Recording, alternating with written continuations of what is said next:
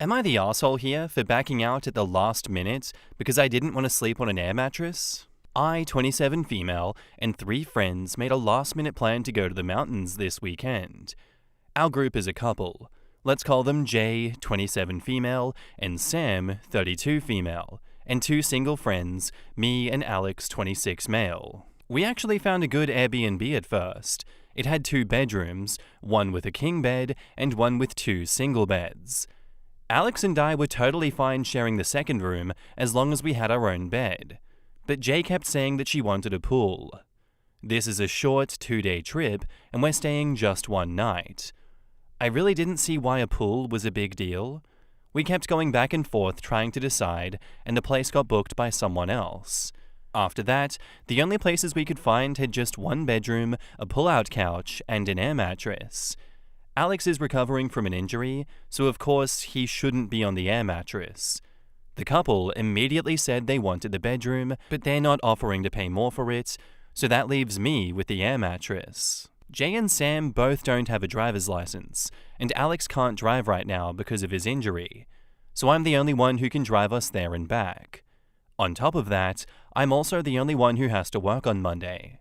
I really don't want to be the one driving for hours, sleeping on an air mattress, and then dragging myself to work the next day all tired and sore. I genuinely hate sleeping on an air mattress. So I told them that I was backing out. I told them if they really wanted to do a trip like this, they need to plan it better so that everyone's comfortable. Alex and Sam seemed upset, but Jay got annoyed. She said I was being a party pooper, that I was being selfish, and that I was ruining the weekend. She told me I should just adjust so that we could all have fun. For a moment, I really did think I was overreacting because it's just one night and going to the mountains would be super fun, but honestly, it doesn't feel fair that I have the worst sleeping arrangement and still get labeled as the problem. So am I the asshole here for backing out last minute because I didn't want to sleep on an air mattress? In the comments, Snackin' Penguin says, "That's legit shitty. Everyone pays the same price, but you get the worst bed option and the designated driver? Nah, they're just mad because they can't do any of this without you, but not appreciating the extra effort on your part. Not the arsehole. Have them sleep on the air mattress, you get the bed. Seems only fair since you're driving and have to work on Monday. Well, even without work on Monday, I wouldn't want to sleep on an air mattress after driving up there, activities, and whatnot. And after sleeping like crap, do hours of driving back. That's just a big no, thank you." Not the arsehole. Jay was the party pooper demanding somewhere with a pool instead of accepting somewhere that everybody has an actual bed. And Jay wasn't offering the bedroom either. Why couldn't she and Sam take the air mattress? Because single people are less deserving of basic comforts, obviously. I understand letting 2 people take a bed over 1 person just to maximize the number of comfortable people, but in this case, I agree with the other commenters that OP was doing the heavy lifting for the group by being the driver, and they should have been willing to prioritize OP's well-being. If OP had had a partner, Jay and Sam wouldn't have been able to call dibs on the actual bed, and this all would have happened very differently. I agree, and I hate that single people always get the short end of the stick in situations like this. And I know that the basis of friendship is putting yourself out, making compromises so that a group can work functionally and so that everything can come together. You've got to do things you don't particularly want to do, because that is the cost of friendship, unfortunately, but not always. In this situation, at least, they are taking too much from OP. This is a situation that could have easily been avoided with proper planning from the get-go and not, shoehorning, "I have to have a pool in this Airbnb. It's a requirement." Like, brother, you're already going to the mountains. You don't need any more luxury than that. And then them being the passenger princesses and also getting the only bed, like, that is just a luxury holiday for them. They get taxied there. They can sleep in the car if they want. They get to relax. They get to chill. They also get the best sleeping arrangement. It's like OP is setting themselves ablaze so that these guys can have a kick-ass weekend, and then getting upset that OP doesn't want to do that. Oh, boo-hoo. Sucks to be you guys. No, you're not the arsehole, OP. Just make sure that you plan better next time, if there is a next time. And now, onto the update. Thanks to everyone who replied to my original post. Your responses really helped me feel like I wasn't crazy for feeling frustrated. Unfortunately, I had to go on the trip because I couldn't cancel the Airbnb. But now that the trip is finally over, I wanted to post a quick update. For a bit more context, I moved to a new city last year and I've been friends with these people for a little over a year. So I haven't known these people for a very long time. But we've gone out drinking, grabbed food, gone to the movies a few times. They've always seemed pretty chill, which is why I thought that it wouldn't be a bad idea to do a short trip with them, but it turns out I was very wrong. Now onto the actual update. I had already booked everything before the whole sleeping arrangement argument, which is my bad, I know. I just had to do it quickly because it was the 4th of July weekend. The Airbnb, the gondola tickets, shuttle tickets, even prepaid parking. After realizing the Airbnb couldn't be cancelled, I figured that I'd just go anyway.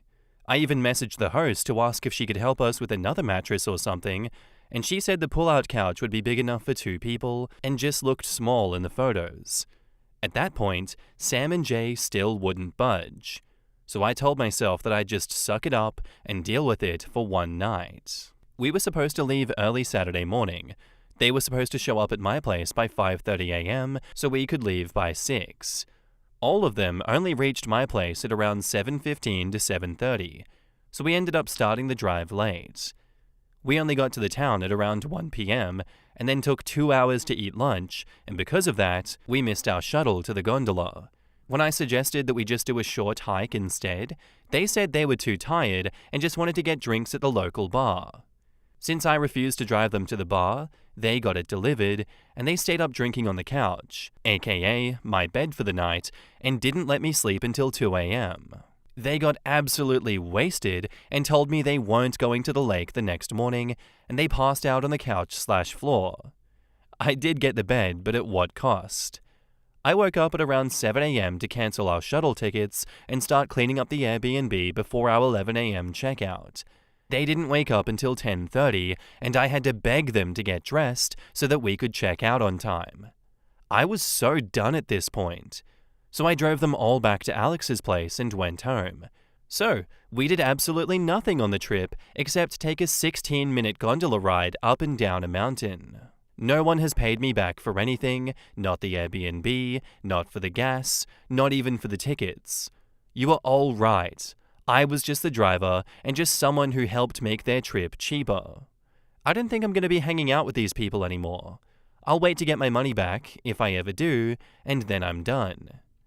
It feels kind of sad because these were some of the first friends I made since moving to this city, but honestly, life is too short to spend time around selfish, inconsiderate people.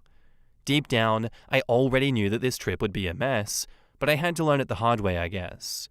Hopefully next time I'll spot people like this a little earlier. Lesson learned. Edit. Sam and Alex just sent me their share. Jay still hasn't, but Sam said she'll cover for her if she doesn't pay by Saturday. I've been going through all of your comments and yeah, I was definitely being a doormat. They've never acted like this before, so I didn't see it coming. I've never really been surrounded by friends like this, or I've always managed to cut them off before it got this bad. I'm definitely going to stand up for myself more from now on. Thanks, guys. In the comments, Snackin' Penguin says, honestly, I would have left at 6 a.m. when they didn't show. They treated you like a chauffeur. Seriously, OP, these users suck. I'm sorry. OP sucks too for being such a pushover. What hurts teaches. Hopefully this was noxious enough to OP that it's now a deeply learned lesson. Send a money request to each for their portions. If you have anything in text or email amount agreeing to split the cost and they don't pay in 30 days, then take them to small claims and add court costs to each one. You're not going to be friends anymore, so there's nothing to lose. You weren't asking for luxury, you were asking for basic respect, but instead, they used you for your money, your planning, and your ride, and then left you holding the mess. That's not friendship, that's exploitation. You didn't lose friends, you dodged freeloaders. Yeah, OP, you didn't lose friends, you finally saw their true colors. What you asked for was respect, not luxury. They used you and walked away when it was convenient. That's not friendship. That's dead weight that you're better off without. Absolutely. And I'm sure most could see the writing on the wall based off of how this was going initially, especially with the fact that these two people without driver's licenses refused to give any space. That's just user mentality from losers. And it's unfortunate that these user losers were able to derail this weekend as fantastically as they did. Like, you go out to the mountains, you have the gondola tickets, a shuttle, you're gonna do hikes and all that. Nah. How about we just get wasted, sleep in, and go home after that? Nature? What's that shit? I just want to drink at home. I'm not even going to make the effort to go and check out the local town. Let's get our drinks ordered into the Airbnb. Oh, this is a nightmare situation. I hate that for you, OP. I'm so sorry that you had to endure all of that. But please, next time, just don't even go. Even if you can't cancel the Airbnb, just don't even put yourself through that. That sucks. I'm so sorry, but thank you for telling us, regardless, and thank you for putting yourself through that for us. I hope that you've learnt your lesson now. Our next post is by user AlwaysFashionLA, and it's titled, "Am I the asshole here for not allowing my mother-in-law to babysit at my house because she goes through my stuff? So I came home from work last week to find some of my clothes on the couch. When I asked what was happening, her exact response was, 'I was going through your closet and found some great options for a date night I have this week.' Bro, what in God's name? I've noticed that our mail is sometimes opened, especially from banks.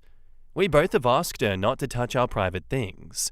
Baby is 5 months old, and although we've paid 5 times a week for daycare, she asks to watch him once a week. Now I've finally put my foot down and said that if she wants to watch him, it has to be in her house.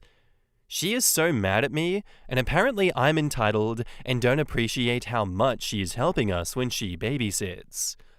I'm at a loss for words. She says she sees me as a daughter, and that's why she feels free to do that kind of stuff. We don't have that kind of relationship. It's just her trying to justify her actions. My own mother would never behave like that and invade our privacy." In the comments, Forward Plenty says, "Not the arsehole. If she can't be trusted to follow normal social mores, then she can't be trusted to watch your child, period. Not at your house, not at her house. Let her know that you will no longer be needing her services, and it's because you don't trust her. Her justification of seeing you as a daughter doesn't excuse her behavior. Neither my mother nor stepmother would ever do that to me, and I would never do that to my daughter or anybody. Who taught her to have such terrible manners and boundaries? I will say though, my mother-in-law went through my stuff when I was at work and she was visiting from out of state. I came home one day and she rearranged my kitchen cupboards. Not the arsehole. Going through your stuff without your permission is not acceptable. It's not okay to do it without asking, and even worse if you've specifically asked her and she did it again anyway. Who cares if she sees you as a daughter? Even if you were her daughter, that's still out of line." OP says, "Thank you.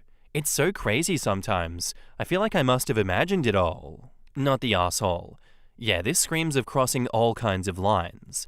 This is only going to get worse, and you cannot be the only one to get this through to her. You, your husband, his father, even siblings need to step in. Your mother-in-law does not see any of this as wrong.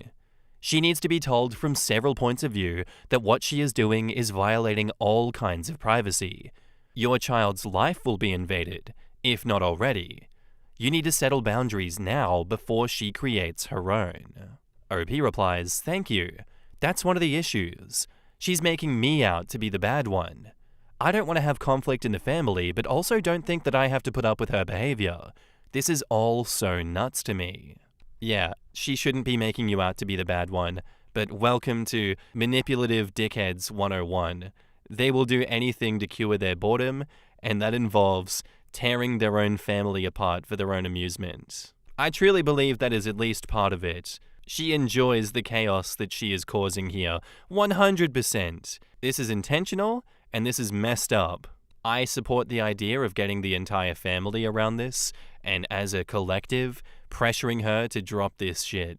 Invading your privacy like this, especially after being told multiple times not to, and then having it flipped on you and saying, no, actually, you're the problem for having a problem with it. This is a normal thing and you're a psycho. You're a little nutso, little housemaid that, oh, you have a problem with me? No, the problem is you. Like, I'm gaslighting myself in this hypothetical situation here because it's all just nuts.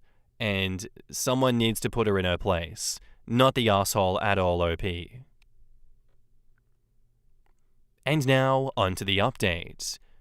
I have an update for all of you wonderful people that helped me see things for what they are and put a stop to it. On the original post, I shared how while babysitting my son, my mother-in-law went through my closet and picked some of my clothes that she wanted to wear for a date, and her opening our mail. Well, friends, here's what happened. I had a conversation with my husband and said that I do expect him to handle his mom when she behaves like that in the future. But at this time, it was important for me to speak to her and lay out some ground rules of what I expect her to not do in our house. She came over after baby was asleep, and I told her I was not okay with what she did, that I felt violated and would appreciate if she found herself in our house alone again to please not go into our room, and all our personal stuff. She became very mad at first, and then played the victim. She said the reason I don't accept this is because I don't like her and accept her. She said she's suspected that for years. I told her that I've actually always liked her, and having her around, and that prior to all of these issues, I never really had an issue with her. She continued to play the victim, and this went on for so long that I stood up and said that the conversation was going in loops, that I don't have to prove to her that I never had an issue with her before, and that conversation was over. I believe she was trying to make me once again look like the bad person, that I'm only upset because it was her, that I have a problem with her, and guess what? Now I do. Now I dislike her because I finally see who she is. She's still his mom, and I'll respect her as such, but she won't be coming to my house anymore, and frankly, I have zero desire to hang out. I've never been around someone so toxic, and it's truly sad. For all the mother-in-laws out there, please don't be this nuts. For all of you that helped me understand her behavior, thank you. In the comments, Just Another Opinion 72 says, I'm a mother-in-law, and this is crazy. As far as her trying to make her the victim, reverse Uno card that crap right back onto her.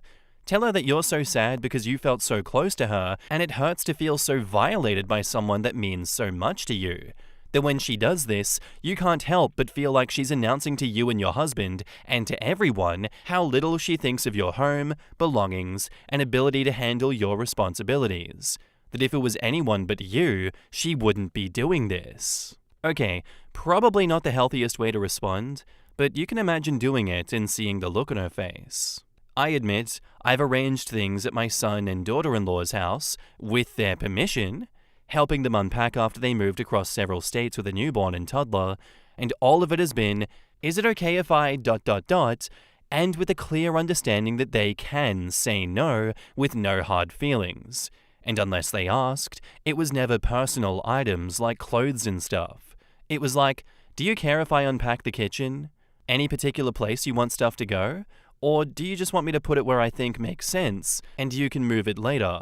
Now, I admit sometimes I put things in the wrong spot at their house, or at our daughter and son-in-law's house, but then there's times that they put stuff away in the wrong place at my house. We all laugh about it because we know it's not intentional. It's truly a case of, I don't know which drawer the garlic press goes. OP replies, I wish I had thought of that response before, but I've learned that I have no patience for that kind of behavior and don't want to be around a grown adult that handles herself like that. Yeah, honestly, fair enough. And the fact that she became so vitriolic and toxic when you just tried to be open and transparent with her tells you everything you need to know about that woman. She's irredeemable. There's no point in arguing. Just go no contact or extremely low contact and let your husband deal with her. You are going to gain nothing by continuing to be in her presence and allowing her access to your house because she clearly doesn't respect you. She doesn't respect anyone. She doesn't even respect herself enough to have the decency to even pretend to be a good person. I would say the mask has slipped, but did the mask even slip? I think the mask has been down for so long, and you're only just finally realizing that her having the mask off pisses you off, and that you're at the end of your tether, and she refuses to even put on a charade that she's not as toxic as she is. Just truly astounding behavior, and I'm sorry that you're going through that, OP, but I hope your husband supports you in not having her at the house anymore. Dear God, please tell me that he is in support. Good luck, and thank you for the story. Our next post is by user LindyG12, and it's titled, "My sister, 37 female, accuses me, 22 female, of favoring my nephew, 9 male, over my niece, 9 female. For some background, I have 2 sisters, Anna, 38 female, and Michelle, 37 female. Yes, I was a surprise baby. Michelle has 1 daughter, Lily, 9 female. Anna and her husband had difficulty conceiving and adopted Ben, 9 male, from foster care when he was 3. Anna later had 2 more sons, Gabriel, 5 male, and Lucas, 2 male. I enjoy spending time with my nibblings, but I do admit that Ben and I have more in common. Comics, video games, etc. than Lily and I do. Recently, Ben got into Harry Potter. He has dyslexia, but he loves listening to the audiobook versions. I also love Harry Potter. For his 10th birthday, I'm planning to take him to Universal Studios to see all the Harry Potter stuff. Recently, Michelle overheard me and Anna discussing this surprise. She was furious, accused me of favoritism, and demanded that I take Lily too. Lily hates thrill rides and Harry Potter, and would be miserable on the trip. I also don't want to spend all that money on someone who wouldn't enjoy it. When I took Ben and Lily to a local amusement park this summer, all Lily wanted to do was sit on a bench and watch YouTube. Michelle told me that if I don't take Lily, then I should do something equally expensive for her 10th birthday, which is a month after Ben's. She then asked why I would want to spend time with Ben and that he's annoying. Ben does have some issues resulting from the abuse before he was adopted, separation anxiety, learning disability, and he acts a little immature sometimes. But Lily's not perfect either. She's whiny and doesn't really have interests outside of YouTube and clothes. Anna got mad at Michelle for dissing her kid, and now they're mad at each other. What should I do? The Universal trip is already paid for, and I don't think I have to, and can't afford to, give Lily an equally expensive present, as I'm still a student. Edit to add, I've already bought Lily an American Girl doll and a gift card to Justice to give her on her birthday, which are both things that she really wants. In the comments, when asked, does Lily enjoy spending time with OP? OP says, she used to enjoy doing things with me, but now she dislikes going anywhere without internet access because she gets bored. When we go to a movie that Lily picked, she doesn't stay interested longer than 15 minutes before she says she's bored and wants to go home and watch YouTube. When all of us go to a restaurant with my parents, Lily can't go more than 5 minutes without pulling out her iPad and watching videos. When I say she's whiny, I mean she always says she's bored after a few minutes of doing anything and wants her iPad/someone's phone. I do enjoy going clothes shopping, and I tried doing that with her, but she was bored then too. Also, she asks me to get her every single toy from the newest unboxing video she saw, and then never touches the toys again. Rail Mamanic says, you don't have to do something equally expensive, but can you plan a day outing around her interests so she has her day with you too? I do think her mum is right that such blatant favoritism is going to be hurtful. I would try to find things to connect with her over too. You're assuming Lily wants to hang out with OP. If you read through the post and the comments, there's plenty of evidence to suggest that Lily prefers seclusion and watching videos to hanging out with anyone. It's not clear whether Michelle understands this and is embarrassed by it, or just oblivious to it, but she's projecting what she might want in Lily's shoes for what Lily actually seems to want based on empirical evidence. More expensive doesn't mean better.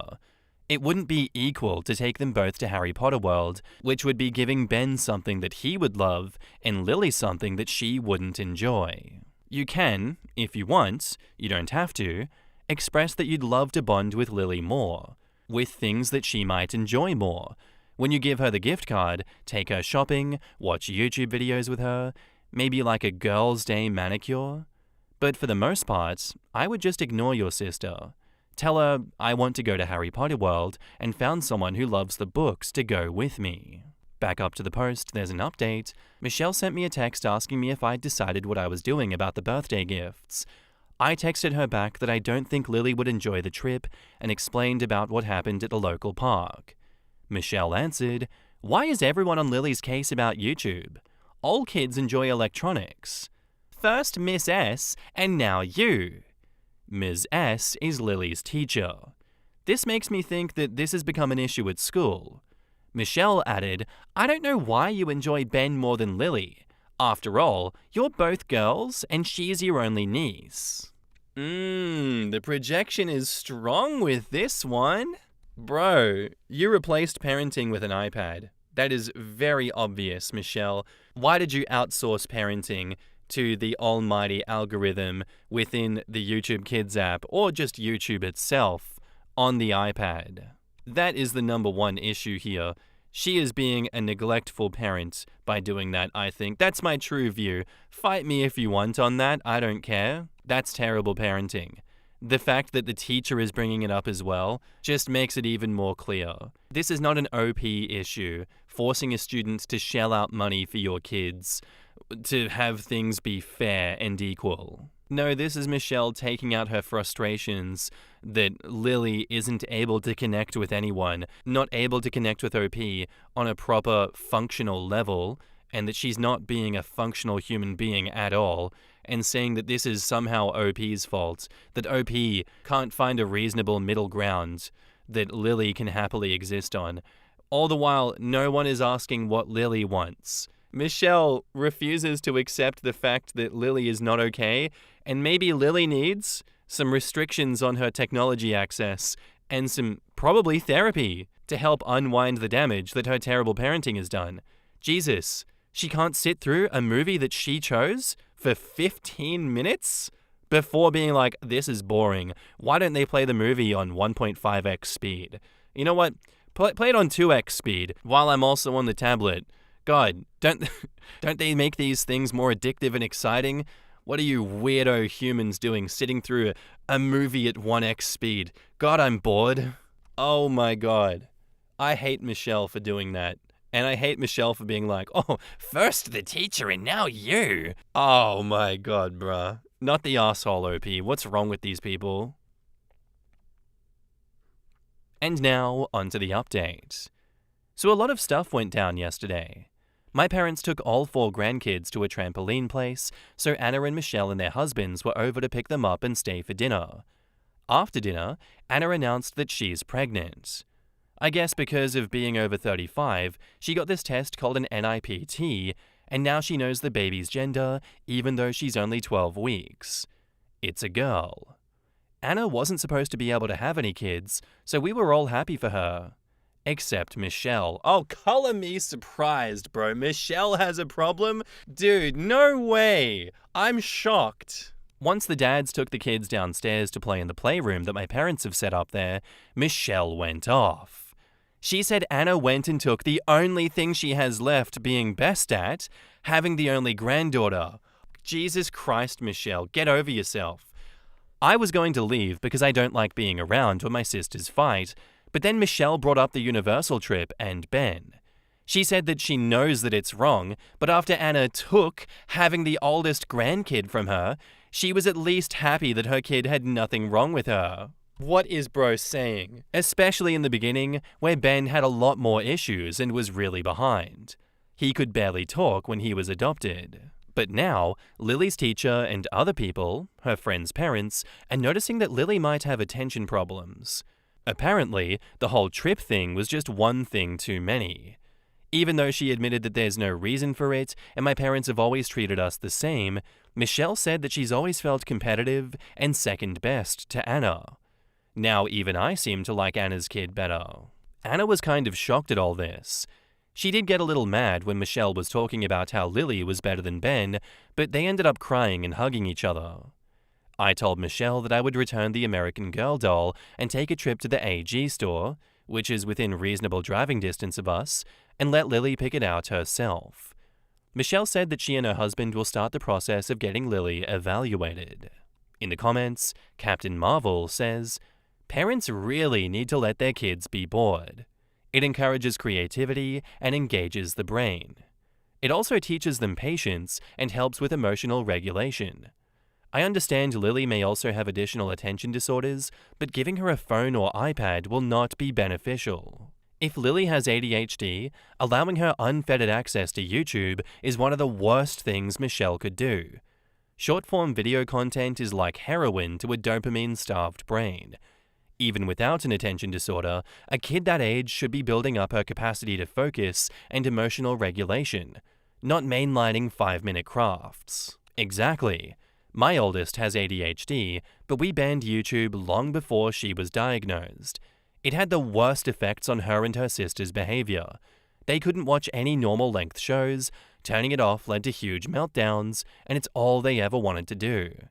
Plus, the content is not trustworthy, so we'd have to monitor what they were watching, which takes away the point of putting a show on.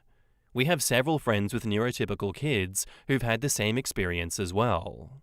Picture Negative says, "I understand that as a parent you want your kids to be treated equally, but it doesn't have to be at the same time. Do something that each of them likes, with each of them." People often get fair and equal confused. OP was looking at the facts. If OP did everything equal, then one of the kids would have been miserable as they want to do different things. And at no point was Lily the one complaining, it was her mum. Lily may not have cared in the slightest, but it wasn't about Lily. It was about her mum having to one-up on her sister, or at least being equal in her eyes. As they say, it wasn't about the Iranian yogurt. You know, it's good that she was transparent and honest in why she was upset and how everything was upsetting her. I will give Michelle credit for that. She recognizes that what she was upset about was illogical, but she can't help how it emotionally affects her. And it's beautiful to see that her and Anna are still able to cry and make up and come to an emotionally open and honest, vulnerable place together. That despite their flaws, that despite how upset these situations make them, they're able to come together and make up and be honest with each other and not continue to fight about it. I really respect that. I really do. Yes, it might have pissed me off. Yes, I might have been angry that she's upset because Anna is having a child and that child happens to be a girl and that's the only thing that she had over her. It's just so ridiculous. But sure, if she's able to be honest about it and apologize for the hurt that she caused, that's respectable. That's completely fine. I do hope, though, that OP reads these comments, that she's able to push to get some help for Lily. Because, yes, it seems that there is a big problem going on there with Lily that is not being addressed. Thank you for the story, and thank you for the update, OP. Anyway, guys, that's where I'm going to end today's episode. I do hope you enjoyed. If you did, let me know what you thought of it in the comments down below, and I'll see you in the next one. Bye.